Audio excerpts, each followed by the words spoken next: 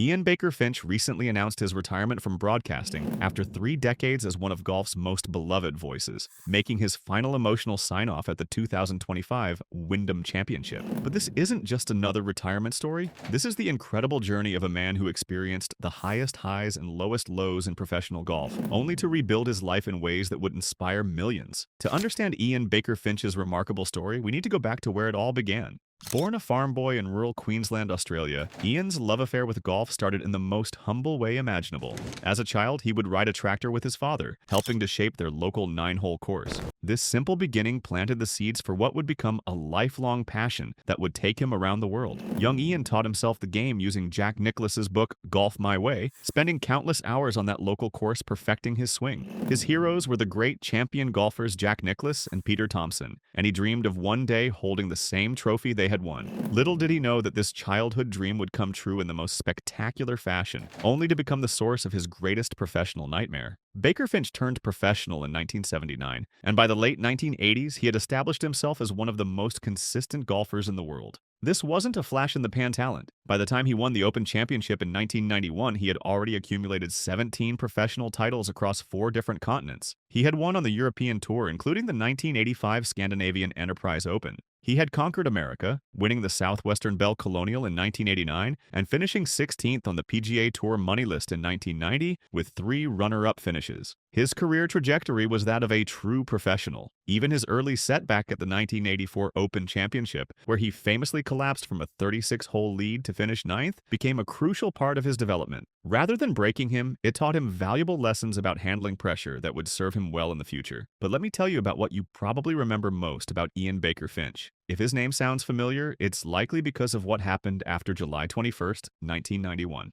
That was the day everything changed at Royal Birkdale when Baker-Finch produced one of the most stunning displays of golf ever seen in a major championship. After entering the weekend tied for the lead with Mark O'Meara, he delivered a masterclass in precision and confidence. His final round was nothing short of magical. Baker-Finch shot a historic front 9 of 29, including 5 birdies in his first 7 holes. It was an unforgettable display of peak technical and mental form. As he later reflected, it doesn't get any better than having the lead in a major and shooting 29 on the front 9. He closed with consecutive rounds of 64 and 66 to secure a 2-stroke victory over Mike Harwood, claiming the claret jug and fulfilling his childhood dream. The win catapulted him into the world's top 10, definitively confirming his status as a major champion and member of golf's elite. For a player who had built a respected decade-long career, but was not considered among the sport's absolute best, this victory was transformative. It was, in his own words, the pinnacle of his life. What happened next, though, would become one of golf's most heartbreaking and cautionary tales. But before we dive into that part of the story, I want you to think about this. How many times have you seen someone achieve their biggest dream, only to have it become their biggest burden? Drop a comment below and tell me about a time when success created unexpected pressure in your own life. And while you're at it, hit that subscribe button because we're just getting started with this incredible story. Instead of serving as a launchpad to sustained greatness, Baker-Finch's monumental achievement paradoxically became the direct catalyst for a steep and accelerating decline that would end his competitive career just 6 years later. The collapse wasn't immediate, but it was devastating in its completeness. Baker-Finch himself pinpointed the end of the 1992 season as the birth of his crisis. Here was a man who had dropped from a top 10 world ranking to number 24, a position that most golfers would consider extraordinary success. But Baker-Finch was so angry at himself for this decline. He felt he had let himself down, and in a moment that perfectly captured his newfound insecurity, refused to attend the World Championship of Golf, feeling he didn't deserve to be there. This reaction revealed a profound psychological shift. Baker-Finch had developed unrealistic expectations to maintain an impossible standard of play. The pressure of being a major champion had created a destructive mindset where anything less than perfection felt like failure. This self-inflicted pressure would lead to what he now calls the most idiotic decision of his career. In 1993, believing his naturally successful game was somehow flawed, Baker-Finch made the fateful choice to completely overhaul his swing. He abandoned the reliable, decades-old technique that had produced a consistent 3-yard draw and, in his words, couldn't miss a fairway if I tried. Instead, he attempted to flatten his swing path and get his wrist deeper on the way down, all in an effort to hit the ball farther. This decision created a fundamental technical flaw that he was never able to reverse. The man who had been one of the most accurate drivers on tour suddenly couldn't find the fairway. But the technical problems were just the beginning. The real devastation was psychological. The new swing created an unmanageable mental burden that manifested as a severe case of what golfers call the yips. Baker-Finch could hit shots flawlessly on the practice range, but under the pressure of competition,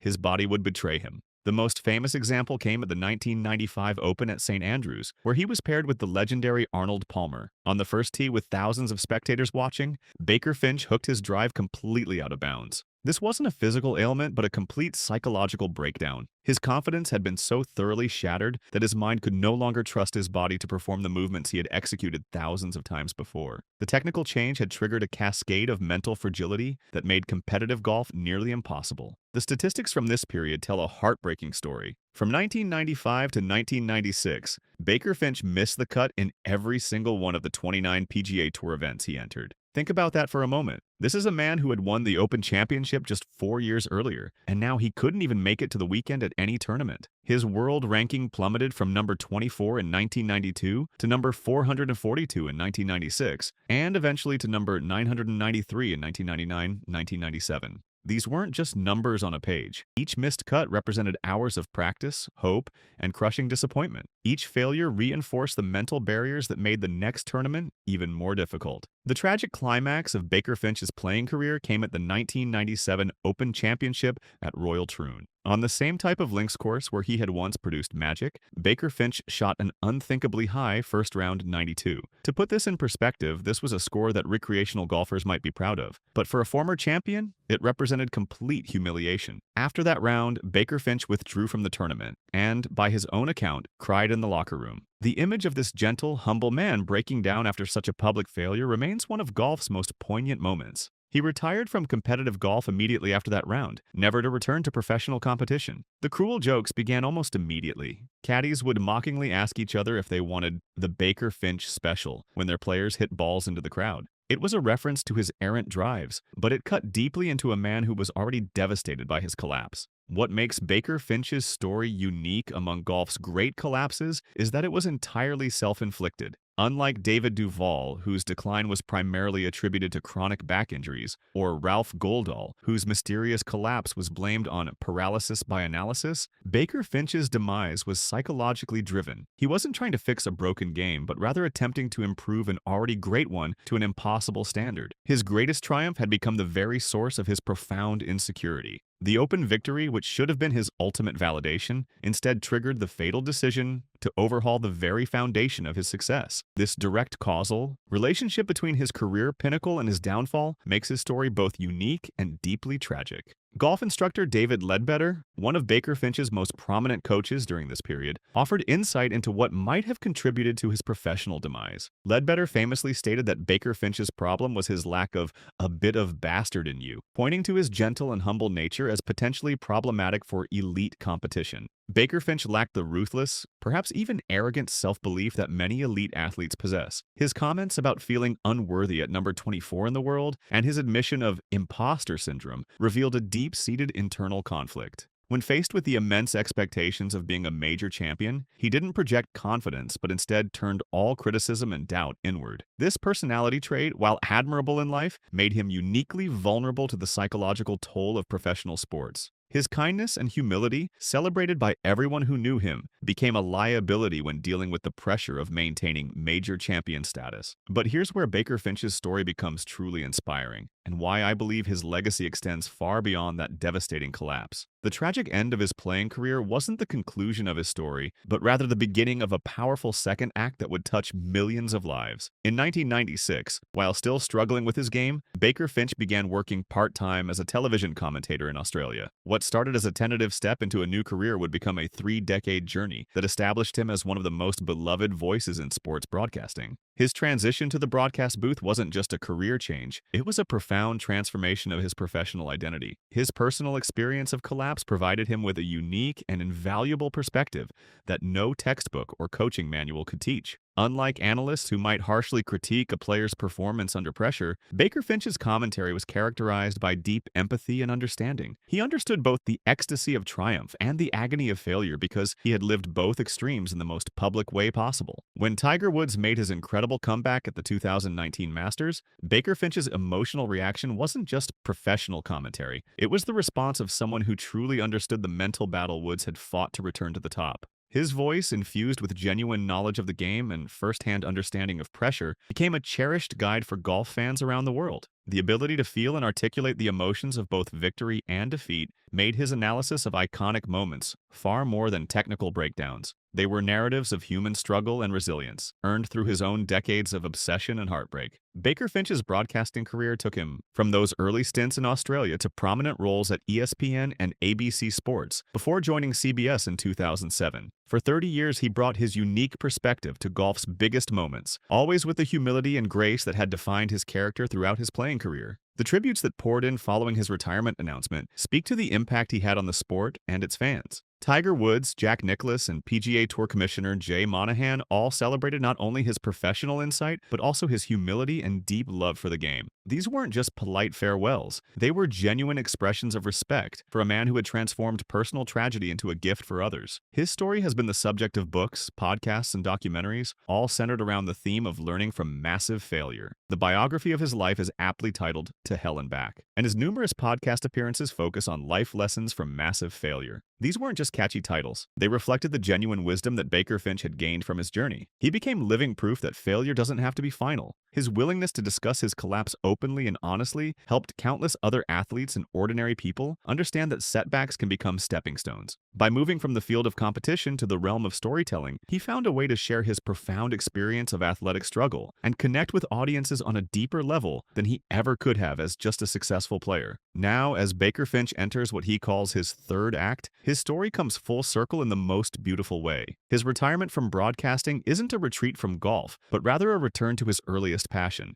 golf course design. This new chapter represents a return to his origins, back to that young boy who rode a tractor with his father to help build their local course in rural Queensland. Baker-Finch now has the opportunity to shape where golf's stories are played. After spending decades telling the stories of golf, he can now create the stages where future stories will unfold. It's a poetic conclusion to a career that has encompassed every aspect of the game he loves. This final phase also reflects a deliberate change in his priorities. After 3 decades of traveling to tournaments and spending weekends in broadcast booths, Baker-Finch now has more time for his personal life. He can spend weekends at home with his wife Jenny and his grandchildren, enjoying the simple pleasures that his broadcast career had required him to sacrifice. The transformation from that devastated golfer crying in the locker room at Royal Troon to the respected broadcaster and course designer is one of the most remarkable redemption stories in sports. It demonstrates that our greatest failures can become the foundation for our most meaningful successes. But Baker-Finch's journey teaches us that resilience isn't about avoiding failure. It's about how we respond when failure inevitably comes. His collapse at the highest level of professional golf was public, complete, and heartbreaking. But his response to that failure, his willingness to rebuild and reinvent himself, created a legacy that extends far beyond any golf tournament. The depth of his collapse makes his recovery all the more remarkable. Consider the statistics that defined those dark years. In 1992, he was ranked 24th in the world, a position that represented elite status by any measure. Yet by 1995, he had plummeted to 294th, and by 1997, he sat at 993rd in the world rankings. These numbers represent more than just mathematical decline. They tell the story of a man watching his lifelong dream crumble in the most public way possible. During those brutal years from 1995 to 1996, Baker-Finch didn't just struggle with his game, he fought a daily battle with his own mind. Every morning brought the same routine: arrive at the course with hope, practice with dedication, then watch helplessly as his body refused to cooperate under competitive pressure. The mental anguish of knowing exactly what needed to be done, but being unable to execute it, is something few athletes have experienced to such an extreme degree. The technical aspects of his swing change reveal just how desperate he had become to recapture his former glory. His natural swing, the one that had served him so well for over a decade, produced shots that were reliable and effective. He could shape the ball both ways, control his distances, and most importantly, find the fairway consistently. But in his pursuit of perfection, he abandoned this proven method for something that promised more distance but delivered only chaos. This decision highlights one of the most dangerous traps in professional sports, the belief that good isn't good enough. Baker-Finch's natural game was exceptional by any standard, but the pressure of being a major champion made him feel inadequate. The psychological burden of living up to impossible expectations drove him to make changes that ultimately destroyed the very foundation of his success. The swing coach who worked with him during this period described the process as trying to rebuild a house while still living in it. Every adjustment created new problems, and every new problem required further adjustments. What started as minor tweaks became major overhauls until the swing that had won the Open Championship was completely unrecognizable. The mental side of his struggle was even more complex. Sports psychologists who studied his case noted that Baker-Finch was dealing with what they called success-induced anxiety. Unlike typical performance anxiety, which stems from fear of failure, his condition was triggered by the pressure to maintain success. Every shot carried the weight of his reputation. Every round became a test of whether he deserved his status as a major champion. The famous incident at St. Andrews in 1995, when he hooked his opening drive out of bounds while paired with Arnold Palmer, became a symbol of his struggle. But those who were there that day remember more than just the errant shot. They remember the look of genuine anguish on his face, the way his shoulders sagged as he walked to the tee to hit his third shot. It was the look of a man who knew his body was betraying everything his mind was trying to accomplish. Palmer himself, who had experienced his own share of pressure and disappointment, offered Baker-Finch words of encouragement that day. The king understood that golf, perhaps more than any other sport, can humble even its greatest champions. But Palmer's kindness, while appreciated, couldn't solve the fundamental problem that Baker-Finch was facing: the complete breakdown of trust between his conscious mind and his muscle memory. The psychological concept of choking is often misunderstood. It's not simply about being nervous or feeling pressure. It's about the conscious mind interfering with processes that should be automatic. Baker-Finch's case was extreme because his conscious mind wasn't just interfering occasionally. It had completely taken over functions that his body had performed flawlessly for decades. This mental takeover created a vicious cycle. The more he thought about his swing mechanics, the worse his swing became. The worse his swing became, the more he felt compelled to think about it. Each poor shot reinforced his belief that something was fundamentally wrong, which led to more technical changes and more conscious control over movements that should have been instinctive. The isolation that comes with such a public struggle cannot be understated. While other players were competing for victories and climbing the world rankings, Baker-Finch was fighting just to make cuts and avoid embarrassment. The camaraderie of the tour, which had once been a source of support, became a constant reminder of how far he had fallen. Yet throughout this ordeal, those who knew Baker-Finch personally continued to speak of his character with admiration.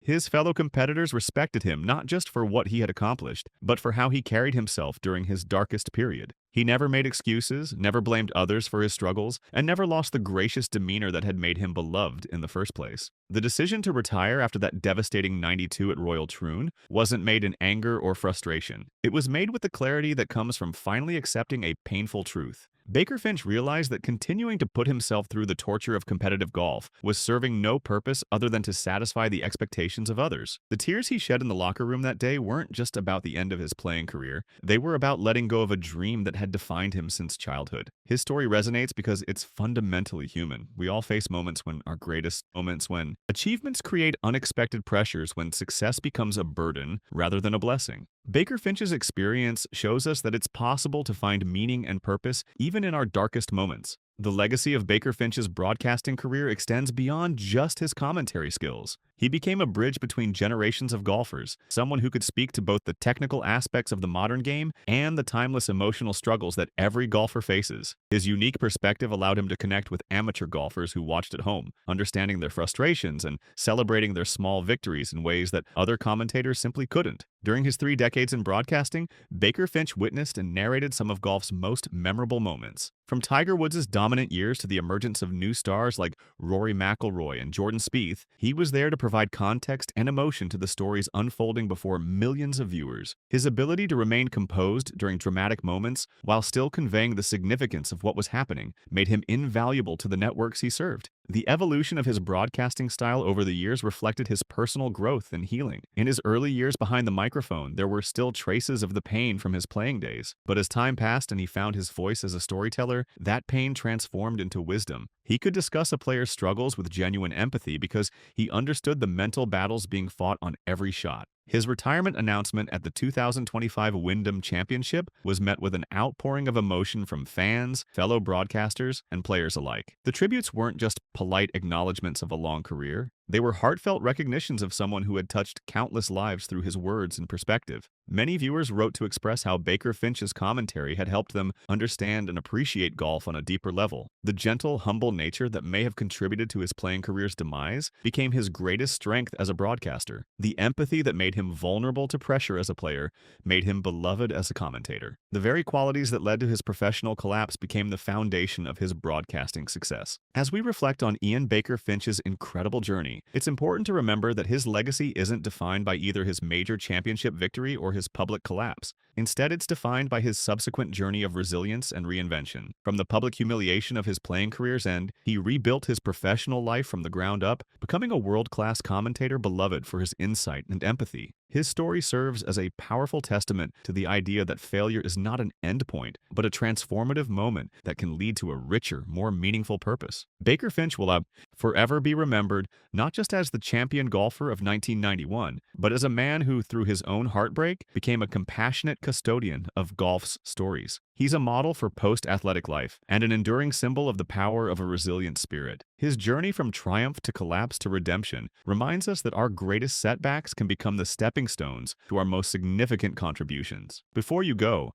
I want you to think about Baker-Finch's story and what it means for your own life. Have you ever experienced a moment where success created unexpected pressure? How did you handle it? Share your thoughts in the comments below, and don't forget to subscribe for more incredible stories from the world of sports. Ian Baker-Finch's journey proves that no matter how far we fall, we always have the power to rebuild, reinvent, and find new purpose in our lives.